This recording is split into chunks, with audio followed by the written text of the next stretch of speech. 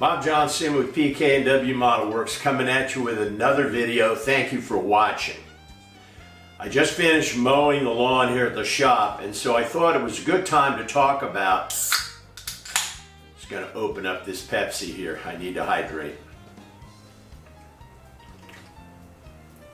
I thought it was a good time to talk about some of the negatives associated with owning your own creative space. Now, don't get me wrong, I'm not belly aching.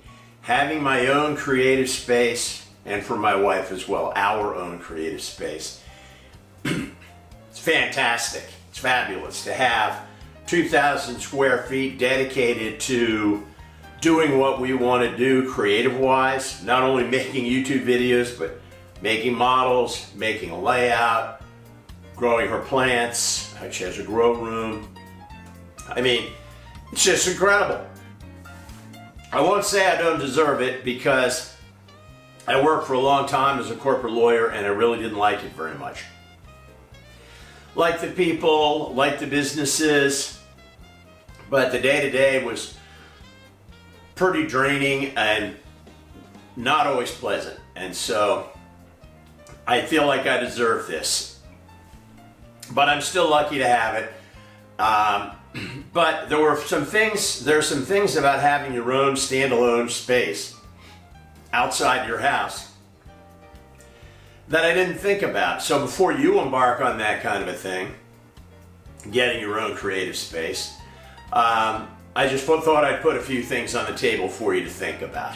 Now, every piece of real estate is unique. That's the beauty of real estate. So the pros and cons of this space are going to be different from the pros and cons of some other space. So just keep that in mind. But I think some of this will apply. And I've got a short list here that I'm going to refer to. Now, the first thing that I have on here is the upkeep never ends. So we've got a condo for our residence, which is 8 miles away. And I still got to shovel snow there. It gets plowed, but they're still shoveling. Then when I get here to the shop, I've got to shovel snow in the winter as well. I've got a plow service here, but I still have to shovel the front. And when there's a big snowfall, the guy who does the plowing, who's right up the street here, when he drives by my shop and he sees I've already shoveled out a space for my truck and a way to get into the shop, he doesn't come and plow right away, and that's okay. I understand that, but you know, it's not perfect. It's not perfect. Similarly, yard work, while there's mowing service done at the condo, I still got a front and backyard there. I've got to weed, I've got to spread mulch, I've got to pick up sticks. There's still work to be done. And when I get here at the shop, I'm just done now from mowing and weed eating the yard here that I have to do every week here at the shop. Is it a big yard? No. But it's not small. It still takes me about an hour to mow the whole thing and trim it. So, you know, in the heat, getting sweaty, it's work. So having two properties creates two sets of property maintenance. So pest control, I've got pest control service at the house. Here I've got to do it myself, and today I spent an hour going around the shop spraying. And last week I did the outside of the shop, spreading insecticide. So, you know, that has to be done. Another thing you should think about is if you get commercial space like I have here, this is a commercial space, you've got code enforcement, and there's a lot to do to get your certificate of occupancy, and you've got to keep the place up to code. So depending upon the condition of your property, this property was not in very good condition when we got it, there's going to be work that needs to be done. Now, a second thing is worrying about the space, right? When you're not here every day, if you're not at your creative space every day, and I do try to take off Saturday where I don't come into the shop, you know, there's always the thought that what's going on at the shop? Is something broken? Is a pipe leaking? Is the air conditioning or the heating's still working depending upon the season. So there's always those thoughts, and this gets magnified when you take a trip. Now admittedly, I can turn the water off here easily, turn the water off at the house when we go on a long trip, but I'm not here. I have no idea what's going on at the shop. There could be a problem.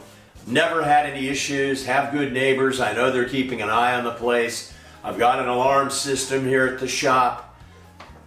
But still, you have to, your worries are more when you have more real estate. You got more to worry about.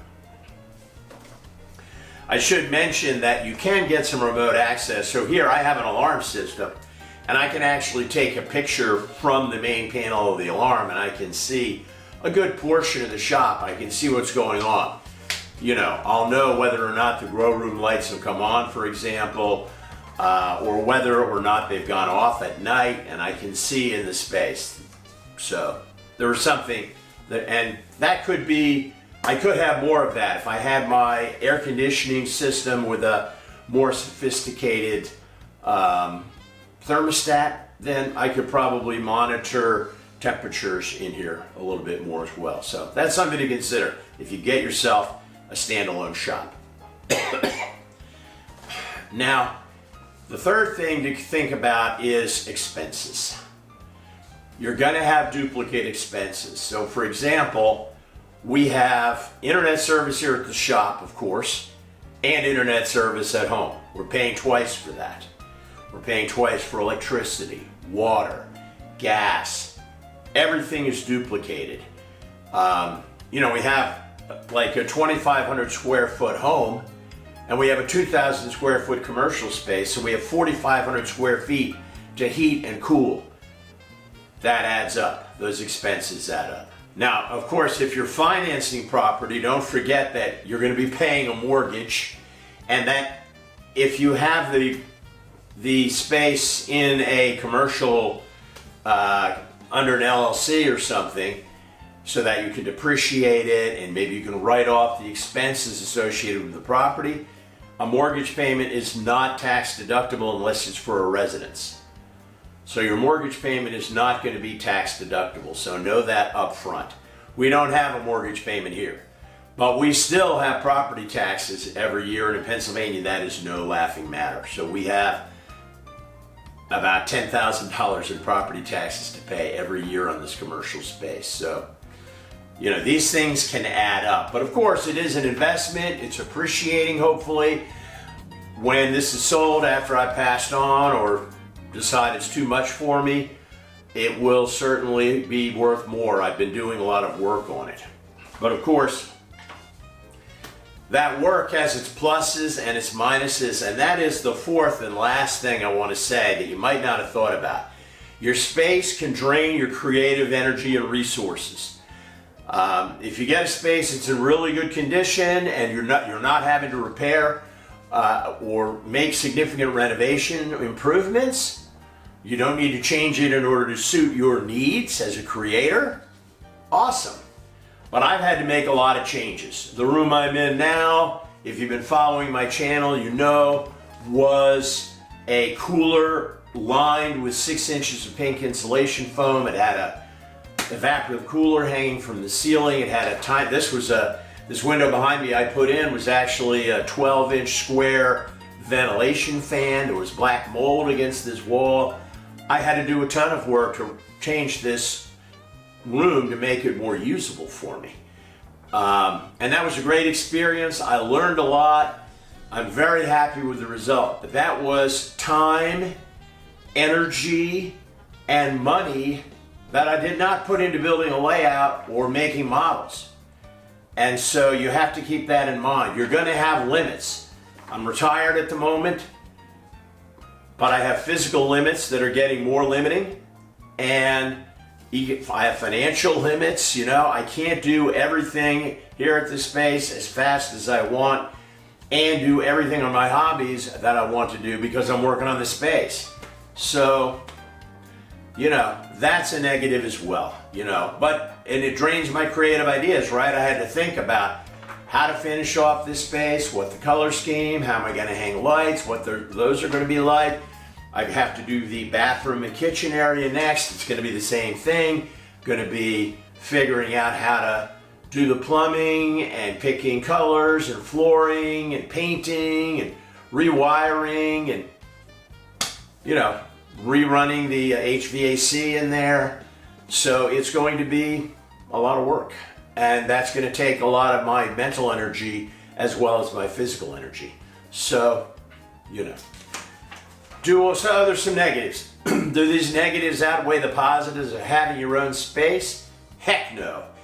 If you have the opportunity to get your own space, I highly recommend it. There's nothing like coming here, total mental reset, to leave the house, drive over here in 10 minutes, but I'm totally reset. I'm focused on what I'm about to achieve at the shop, and no interruptions here at the shop. There's no television. While there is a computer, I try to not get locked into the internet too much.